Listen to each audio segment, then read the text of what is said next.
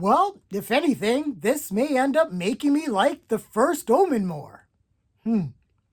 There are so many of these movies that I find myself in a position I thought I'd never be in.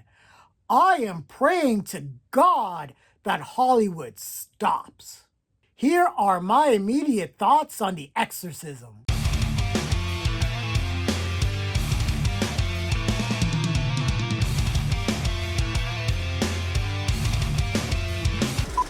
The Exorcism is the latest Religiousploitation horror in a long fucking line of them, especially the past 2 years, that stars Russell Crowe, which I guess after the Pope's Exorcist, this is his thing now, sort of like old man kicking ass is Liam Neeson's thing. A troubled actor begins to unravel while shooting a horror film.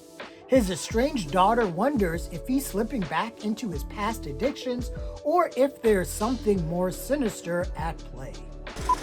So full disclosure, when the trailer dropped for this movie, I said that it showed a lot of promise. The premise of a demon-possessed movie shoot has a lot of potential. We hear about cursed shoots all the time, The Exorcist, Poltergeist, The Omen, and I really did like the first act of this film. It was moody.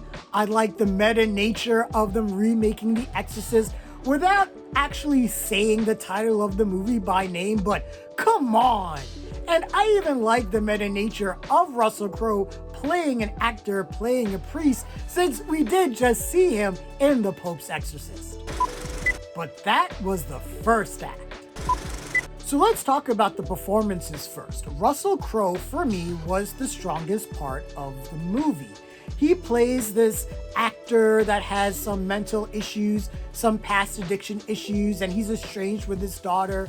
And he plays that duality between light and dark really well. But the truth of the matter is Russell Crowe is a professional, and he could have really sleptwalked his way through this movie. But really, especially in the end, he just went for it, and that was really appreciated. Ryan Simpkins plays Russell Crowe's daughter, and she's good. She plays the stereotypical estranged daughter, and all the tropes are there. She calls her father by his first name. She's really snippy with him. But there were a couple of nice moments between the two, and they did have some nice chemistry. There's a scene where she offers to read lines with her father, and that was a nice little scene. And I can see in the hands of a more capable script where this movie could have gone in a different direction with those two characters, and there could have been a lot more in play. Sam Worthington is in this, and he's good. He's Sam Worthington.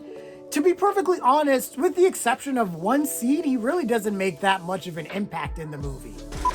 Chloe Bailey plays one of the big Hollywood stars that's in this Exorcist remake knockoff, and she was okay. There's a relationship that plays out between her and Ryan Simpkins, and it was shoehorned in, but sure, whatever.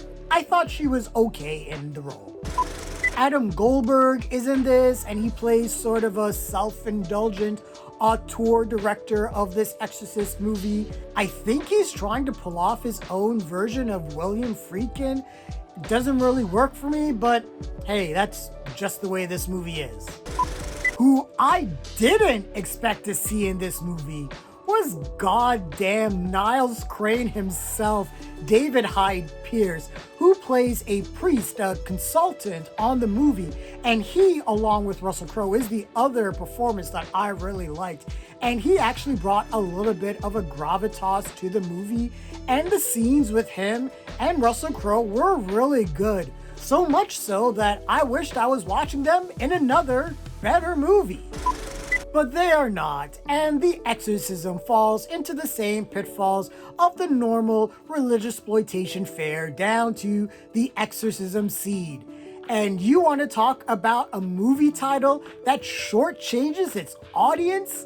The Exorcism seed in this movie is really pedestrian.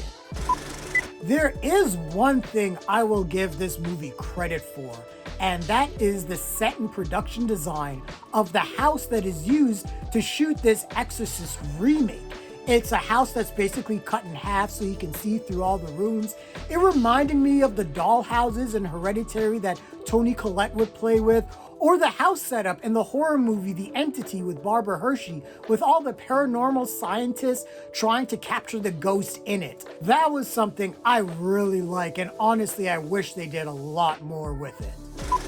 We get jump scares that aren't scary, we get accidents and near accidents, we get the demon possession seed where the demon speaks in another voice and talks shit to make everyone around him feel despair.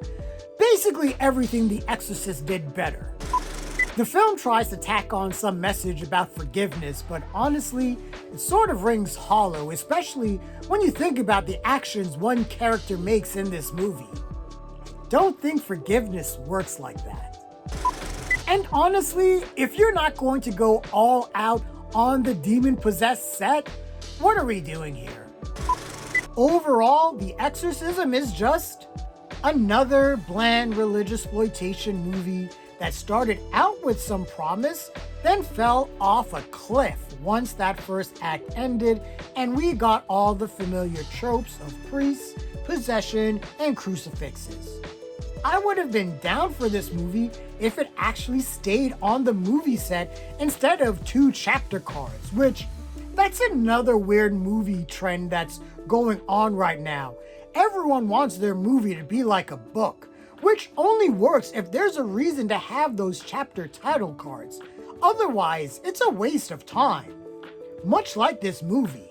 Not scary, not intimidating, a little moody, but mood doesn't help a bland script with only 2 semi-interesting characters, and I wish they were in another movie, which is sort of meta itself because I wouldn't be surprised if they wish they were in another movie themselves. But I'm sure those checks clear, so fuck it. The Exorcism gets no absolution from me. This movie is a flop. Now, I don't just blanket hate all Religiousploitation movies, just the ones that don't work, and The Exorcism didn't work for me. It was just another bland entry in the subgenre.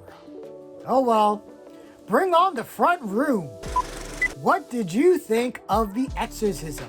Share your thoughts, leave your comments, like the video, subscribe to the channel, and don't forget to hit that bell icon so you can get notifications as well. Thanks a lot everyone, take care.